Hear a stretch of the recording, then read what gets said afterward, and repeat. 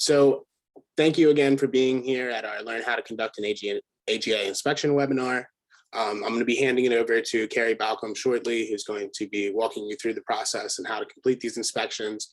Carrie is our executive director. She works tirelessly on this organization and for our members. I'm just going to go over a quick little slide here with some reminders for us while we're on the meeting. Turn off your microphone if you're not speaking at the time. Please feel free to, well, we were going to have a chat function, but we had to pivot last minute. Seems like our chat function is not working today. So if you would rather just write down your questions and hold them until the Q&A session at the end, that would be excellent. And we'll answer all your questions as soon as we get through with the presentation. So with that, I'm going to hand it over to Carrie and let her take you through the agenda for the evening. Thanks, Michael. I can't see you, but I'm grateful that you all are here with us tonight. We have been excited about putting this together for all of our members and inspectors and people who want to do inspections and how it all works, and to take any of the mystique out of it. And here we are, and I'm going to get started. I'm not going to spend a lot of time. The slides and the information will be on the inspector portal. Michael, is that correct? Afterwards? That is correct, Carrie. We'll put them on the inspector portal, and we'll also send them out by email to anybody that signed up. Okay, so you'll have a copy of this, and any questions, if you think you need to ask a question in the meantime, raise your hand and we'll see if we can do that. It said I said it sees, I can see reactions, but for some reason, if it doesn't work, just chime in. Okay, we're pretty casual around here. We always have been. So this is the learning agenda. It's who we are, how do you apply, and how do I conduct? And we'll go through the slides pretty quickly. And it says, what is the American Grass-Fed Association? Here we go. We are the first and only producer-driven third-party on-farm inspected grass-fed certification in the United States. We're the only third-party certified grass-fed certification in the country that is USA only. Others allow grass-fed, there are other grass-fed certifications, but they allow folks outside the United States to be certified under their seal. And we do a lot of outreach. We do a lot of social media. We go to a lot of conferences.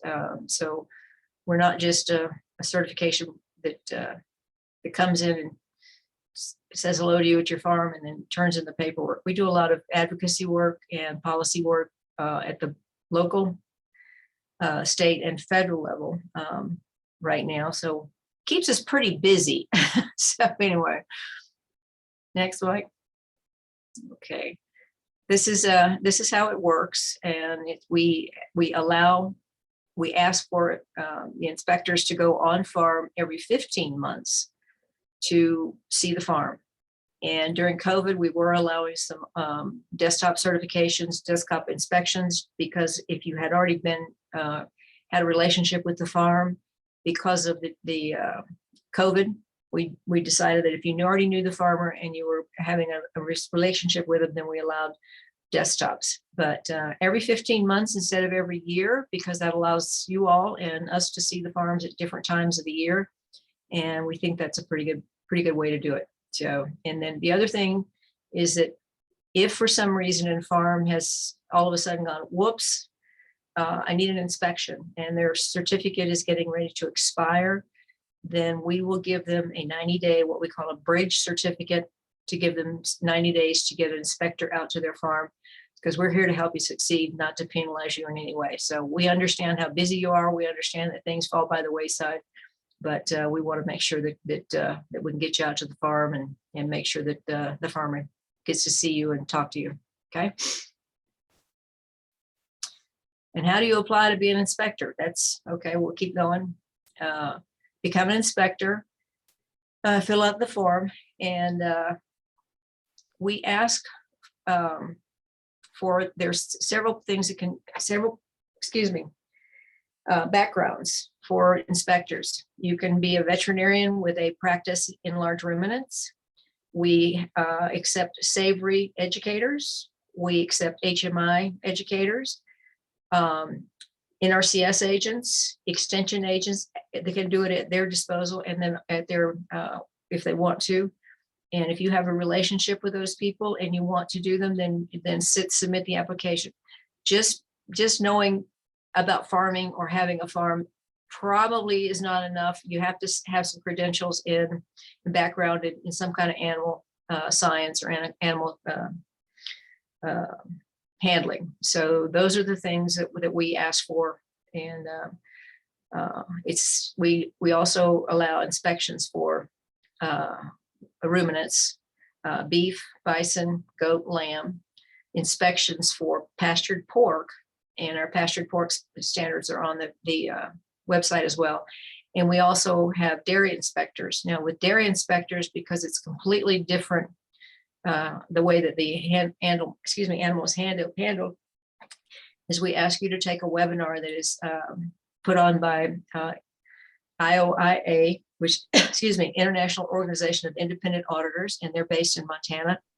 And it's a webinar that you can take at any time, and you get in touch with them. And I think we put the link in there how to get in touch with them. So if you want to inspect dairy, you have to do that. Okay. Other than that, submit your own application.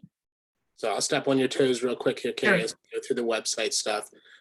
So the first part of, applying to be an inspector is going to be filling out the form. And this is on our website. If you look under the For Producers tab, there's also something that says Become an Inspector. If you click on that, you'll get our inspector form. Here you can fill out all your information. Of course, we'll use to put you in put the producers in contact with you later on if you're approved. Carrie was just talking about, the professional education and background that you need to be able to do this. So these are the areas where you would fill that out. They're also in the form. And of course, where you'll audit, any limitations you have, and all that information you can fill out there in the form and get to us. So furthermore, if you get approved, I'll let Carrie pick it up again from here. Thanks, Michael. If you're approved, you'll receive access and be added to our list of inspectors, and that's on our website. So if a farmer is looking for an inspector, then they contact you. We don't have any, we'll get into that a little bit later, but they may call you and say, will you do my inspection? And you can talk to them and say, geographically, it just doesn't work, or I would love to, but I don't have time. But that's between you and them. And if you have farmers that want to be inspected, as long as you can make an arrangement with them, then that's between you and them. What we're trying to say is that we don't have a relationship with that interaction, other than we give you the forms, you go out to the farm, and the farmer is there to be inspected. And we call them inspections, not audits, because we want you to observe. We don't want the farmer to feel like they are being audited, quote unquote, that they're looking into your sock drawer or into your records. We don't go into anybody's financial records. And once you see the form, you'll see it's pretty straightforward. So we just want to be, again, we want to make sure that the inspection is on farm, so you're observing what's going on. And that's pretty much it. It's very, very, we try to make it as simple as possible and still have a quality inspection process. All right. Ready, Mike? Oh. Yep. Okay, So go ahead. You take this one. So yeah, so once you're approved, you're going to be able to access our inspector portal. We'll send you a website. It's nothing complicated. It's just a password protected page that you can access only if you're an approved inspector. There you'll see our grass-fed inspection forms for ruminant, for dairy, for pastured pork, and you're able to download them right there. These forms are also fillable, so you can you don't have to print them out or anything. You can use your computer and type in the fields that are available, or check the boxes that are available with your mouse to avoid printing. Separately, as Carrie was talking about earlier, if you're applying to do dairy, you're going to need to go through the IOIA Association to be able to take their course and have the proper training to be able to do that. We're working on some more detailed instructions that'll be included on the site soon, but just know that if you're doing dairy, that's something that you're going to want to do. But I'll let Carrie take you through the pieces of the form here that are very important to make sure that they're all filled out. Yeah, well, we're kind of backtracking here a little bit, but the information on the form is very important to us. So please complete all the forms. AGA member number, because people will call you and say, will you do an on-farm inspection for me? And you'll say, yeah, sure. What's your member number? Well, they don't have a member number because they're not a member yet. And quite frankly, it's not worth our time to have you do the audit and them not be a member. So please make sure that they have that. If they don't know it, they can get in touch with anybody in the office and we'll get them their number. So that's important. There's some information down about who you are. And we need to know that so that we can match up who's doing the inspection, on-farm inspection, and if they're on the list and that everything is done. And so it's not invasive, but it needs to be done. Okay. And our reviewers will call me and say, why did you send this to me? So anyway, okay, keep going, Michael. This is the information that we need from you to put on the form as much as possible, because this is the way, if we have to get in touch with them, that we can. The farm ranch name, what kind of operation they are, if they're whatever, that gives us information for our database so that we know who our farmers are. And that helps us with USDA, because the USDA, we have a very good relationship with USDA. Occasionally they'll email us and say, what, we need this information, do you have it? So we're starting to collect a little bit more. It's all just to let you know, we don't send the USDA any personal information about the farms. We just have the information about what kind of operations they are. And we have that relationship with them, and they know that up front, that if they ask us how many cow-calves do you have, we'll send them just the number. So just we're very cautious about giving out anybody's information. So this is what you're going to be inspecting, and just some information. But do you market grass? So do you have a label? Is basically what that's saying. If you're part of a producer group, we have several large ones that have people that are working with them to sell under their label. Put that there, because that helps our bookkeeping, so we know who you're producing for. Okay. And then you can see the next part where Michael's got his little mouse going crazy. Gives us information again for the government. And again, we share information with the government, not personal information. All right. If you see the holistic management, that's really important for a lot of things right now. But HMI and Savory, there are others out there that are, you don't have to tell us what they are if you don't do any, or don't have any kind of program, but you know what you're doing. But if it says no, then we know you're not going to just be out there running cows out there on grass. So we know that. But anyway, that helps us. Okay. Here are the standards. They're a copy of the standards in your form. It's just so if you have to refer back to something, it's all about what you're looking for. So you can read through these, and it's by section. Best practices, animal handling. The best practices are what we would like to see being done. Some people do it differently, but these are things that we have spent many years working on. And just to let you know, the standards are a living document. So occasionally there will be changes and updates to them. So, but anytime that happens, everybody that's on the inspector list and will get a notification that the standards have changed a little bit, and we will change the inspection form to understand that those two things will match. All right. Here you go. This is just basically what we're asking.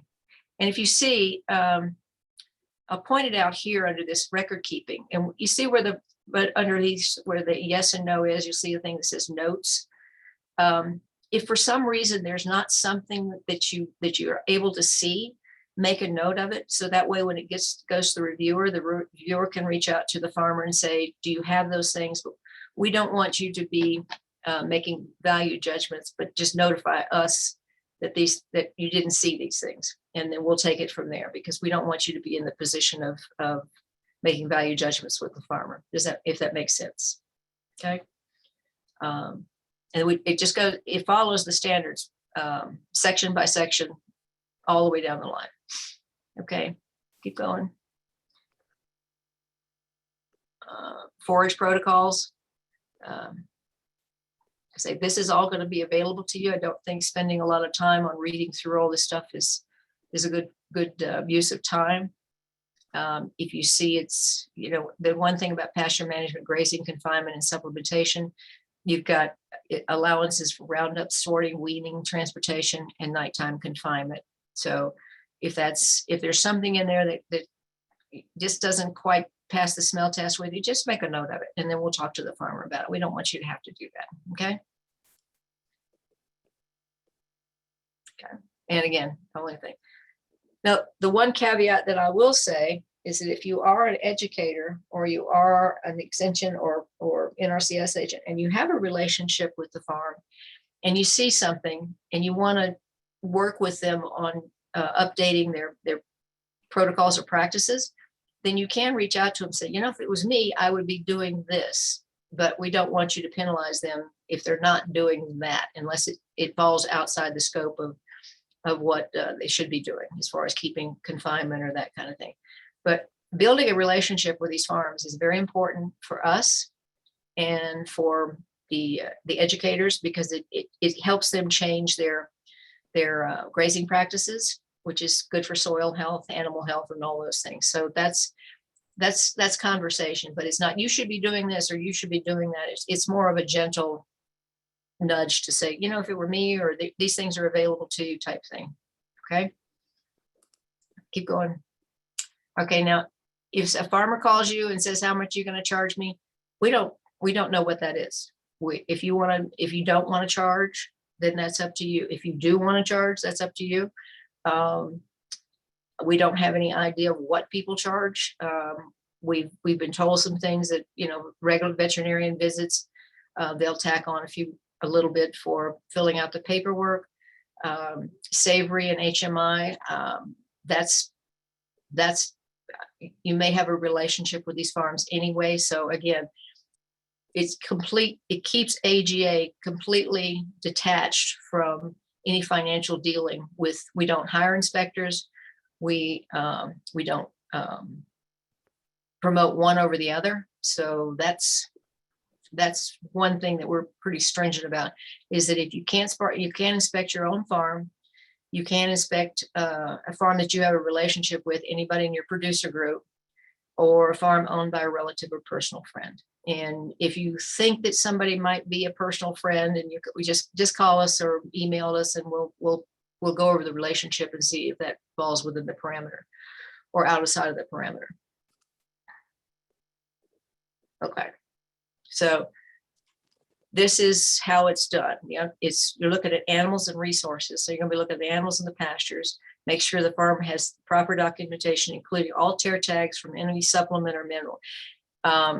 Now, just to be clear, if you're going to do an on-farm inspection and the farmer says, yes, I'm feeding this, or I'm feeding that, or I'm feeding the other thing, most farmers, I'm making a broad sweeping statement, a lot of farmers don't read a tear tag. They just get what they have. And in looking at the tear tag, the first few ingredients will be processed grain byproducts or feather meal or something else. And those aren't allowed in the program. So if a farmer has a question about whether they can use a particular supplement or not, if they send us the tear tag, we'll let them know, yeah, this is good, or no, that's not good. So it's an educational thing for them and an educational thing for us. And there are a lot of products out there now that are being made without grains or processed grain byproducts, or the things that are disallowed. So farm visit can take 1 hour to 4 hours. And if you're friends or you want to have a lunch with them afterwards, that's up to you. The time limit is up to you. We had one very large farm, about 130,000 acres. And it took about 4.5 hours to see. You don't have to see all of the pastures. You don't have to see all of the animals, but you have to get a feeling of what the scope of their operation looks like. And since you all are very talented, educated folks about animal pasture management, I think that will become very clear. And if there's any question, then you put that on the form and send it to us. Okay. So that's discrepancies. We're here to help you succeed. Like I say, if there's something on the form, when it goes to the reviewer, usually the reviewer will reach out to the farm and they'll take care of it there. So we just want you to help these farmers succeed. And that's, let's see. And that, Michael, you can tell them about this because they come back. This is really important. A lot of times we'll get, oh, am I on mute still? Okay, good. I'm unmuted. Okay, so it's really important that like they're saved correctly, the forms, because we get a lot of things through the email. So something that's really helpful you can do on your end to make sure that things are easier on us getting in all these emails and documents is labeling them correctly. So when you save your inspection documents, you know, after you filled them out, the best thing to do is put the ranch name in the file name, just in this format here, you know, the ranch name, the inspection, the name, you know, the name of the inspector, the month, the day, and the year for the inspection, the day that the inspection was conducted. That'll help us keep everything in line on our end. Return the form, just attach it to an email and send it to standards@americangrassfed.org, and just make the subject line the farm name and the word inspection. And again, that's just something to make it really easy on us because of the volume of emails we have coming in. Be aware that the incomplete inspection forms have to be returned. So it's really important that you pay attention when you're filling out the form and make sure that all of the fields are complete, you know, all the checks that you have to do, but also remember the farm information, the member number, number of acres, things like that are really important. So make sure they're recorded so that we have a complete inspection. Lastly, after it's sent through that standards email as an attachment, PDF attachment, we're going to be able to review it with our review team. And if there's anything that's not in compliance, we'll have to send the corrective action plan to the farm. We need the producers to respond to this and sign any corrective action plan that they're sent.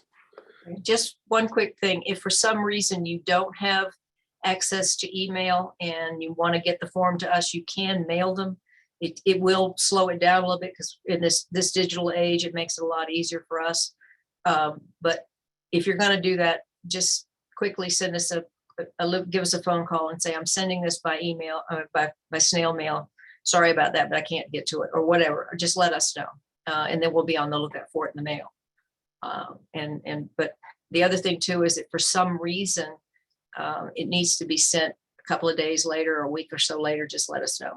As long as the form gets back to us within a reasonable amount of time, because their reinspection date is based on the date that they have the first year, the inspection that you're doing.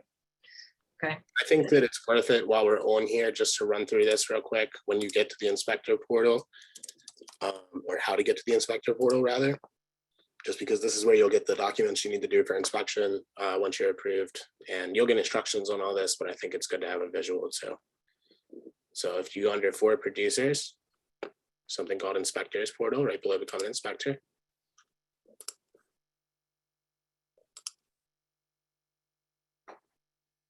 You will be sent the password through an email if you're approved.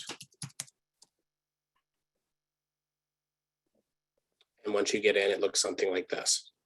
Small reminder of the instructions, but if you click on any of these buttons, you're able to get the form you need to conduct the farm inspection. And then that's the form that you'll eventually send to us once you've saved it with the correct name. So with that, we appreciate your time and thank you for attending tonight. Like I said, we're comments. Open it up for questions. Oh, yeah. If anyone has some questions that they wrote down, please feel free, raise your hand or just unmute your mic. I mean, there's only a few folks in here, so it's not a big deal if you just want to open your mic up and talk. I have a question. When on the form it asks for name of supplier, producer, or marketing something or other.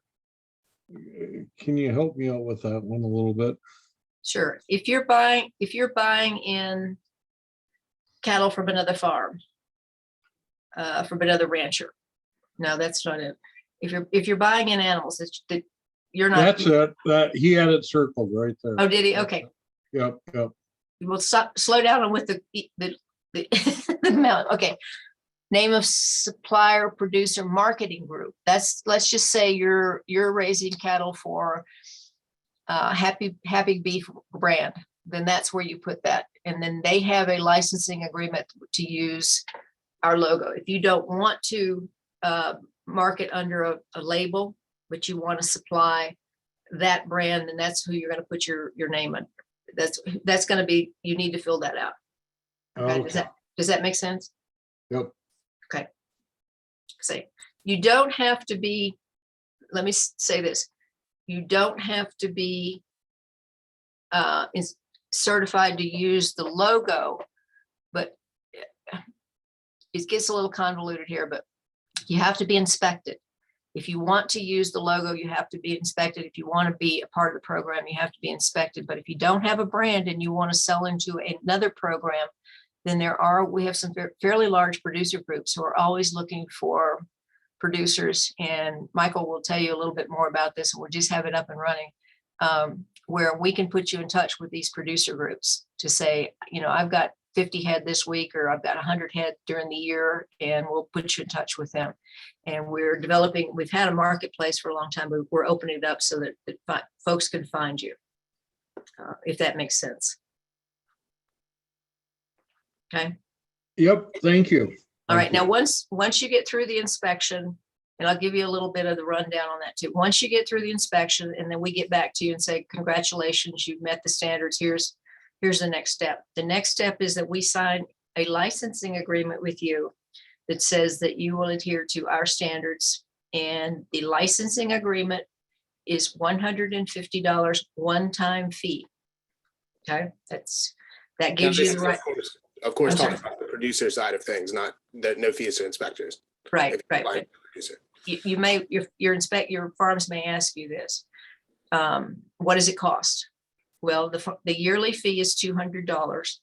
And then for every animal that's harvested through the AGA program, there's a per head fee. For large ruminants, it's $1. For small ruminants, it's 25 cents. And for pork, it's 50 cents. And at the end of the year, the invoice will be sent to you, and you fill that out and send it back to us. Again, we don't get into your books. We don't say, yeah, we think you sold 50 and you only gave us money for 25. That's on the honor system. And so far it's worked very well for us. We don't believe in asking you all those kind of questions and a percentage of what you made. That's none of our business. And if you'll notice, the majority of our board and certification standards committee are producers. And that's the one thing that we said early on, we're not going to get into your bank account. So that's the way that works. And are those numbers based on the honor system, or pretty much? Yeah. At the end of the year, we ask you, you can. You ask the producer, right? Not the inspector. No, we ask the producer though. Just telling you, if the producer asks you what the fees are, then you can tell them that, or you can have them get in touch with us. But at the end of the year, I mean, you know how many animals you process through your processor, and you just send us the money from there for the farmer, not the inspector. The inspection form is through with you and the farmer. I may have confused you a little bit. Hopefully I didn't. Too bad. But again, any other questions? Now on the inspection form, again, I just want to reiterate that if there are questions, or if they have a grazing plan, and if they have a herd health plan, and they have all those things, and you've seen them and you're aware, then you don't have to submit those with the inspection report, as long as you've seen them. If they say, well, I don't have one, just note that. And a lot of farmers and don't have written down, grazing plans. So, but they know what they're doing. And if you'd ask my grandfather or my father, how many cows do you have and how do you know? And he said, because they're in my head. I mean, we understand that, a lot of these farmers know their animals. And so vaccination records, the same thing. It may be on a nail in the barn. Just take a look at it. And the only thing you question is, do any of the vaccinations have any antibiotics in it? If there's any question, just send us a copy of the vaccination record, and we know which ones do and do not. And but that's the vaccination thing is just something we've started recognizing, that some of them are starting to add antibiotics, and they're basically for stabilization of the vaccine. Okay. If we're in the middle of an inspection and there's a question that comes up, is there anybody that's somewhat readily available to answer a question, or can you put it aside and get the answer at a later time and then circle the wagons again, or whatever I'm trying to say there? You know? Usually I'm on call. I have a 720, I'll give you the number, 720, Michael can post it too. It's an AGA cell phone, and it's usually with me or whoever's on call, either Amy or one of the other of us. So we usually have that with us. Somebody has it that knows about, can answer the questions for you. And that number's 720-585-1110. And you can write that down. We'll get it out to you. You can text to that number, or you can call us and say, because the 877 number is a computer driven number, and it'll usually probably go to voicemail, but the other one is answered. If it's not answered, that means we'll get right back to you. Okay.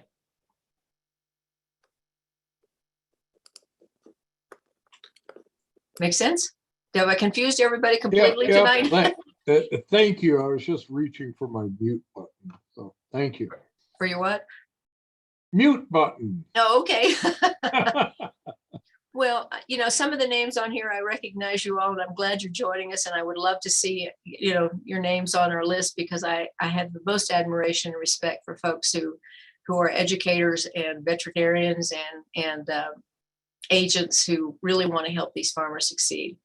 And some of these farmers are very intimidated by the cost that they've heard of inspections. And that's one thing that we'll work with smaller amounts in the office to make sure that these farmers, can get inspected and be part of a program and be part of we can make sure that these farmers succeed and can get their products in the marketplace as USA only. So I'm honored that you took the time tonight, and I'm thrilled. And for those of you who are on the East Coast, thank you for staying up late.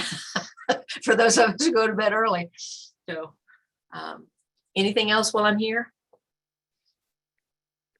Yeah, please feel free to ask your questions. This is a great time if you have anything you want to clarify. Yeah, and if not, just email us. We're up at all hours of the day. Yeah. Is anybody here already an inspector? Is everybody here just interested in becoming an inspector? Are there any current inspectors in the room? No, everyone's new. That's awesome. Great. We hope we see every one of your names on our list. That's great. Well, anyway, we won't hang you on the phone for just to fill in time, because we scheduled an hour, but if we don't need it, we certainly won't keep you here. But we're grateful for you all reaching out to us. Please let us know. We'd love to see you on our inspector list. The more options we can offer these farmers, the more we're going to do. And I see a lot of people with a lot of credentials on this list, and I'd rather have people who want to do this rather than people who are doing this because they've signed up with some company. And I'm not knocking anybody. I'm just saying this is the way we've set it up. We'd like for you to support what we're doing. So if nobody wants to talk to me, I'll take the rest of the day off. All right. So yeah, Catherine. Yes, Catherine. Well, I was just going to say thank you. And I missed the first part of their presentation, but I'll look at the recording and I'll sign up as to be an inspector. So. All right. Thanks, Catherine. By the way, Catherine has been working very diligently on our advocacy policy work that we've been doing. And she's really been very helpful to all of you farmers out there. So thank her very much, and all of you guys. So, but anyway. Thank you. Thank you. Have a good evening, everyone. Thank you. All right. Good night, everybody. Thank you very much. This was very insightful. Okay. Well, like I say, we get the forums, take a look at them. If there's any questions, we're here to help. Okay. So. Thank you. Thank you, Carrie. Thanks, Carrie. Thanks, Mimi. Hearing your voice. You too, my friend. Take care. You too. Thank you. All right. Good night. Good night, everyone. Thanks, Michael. No problem.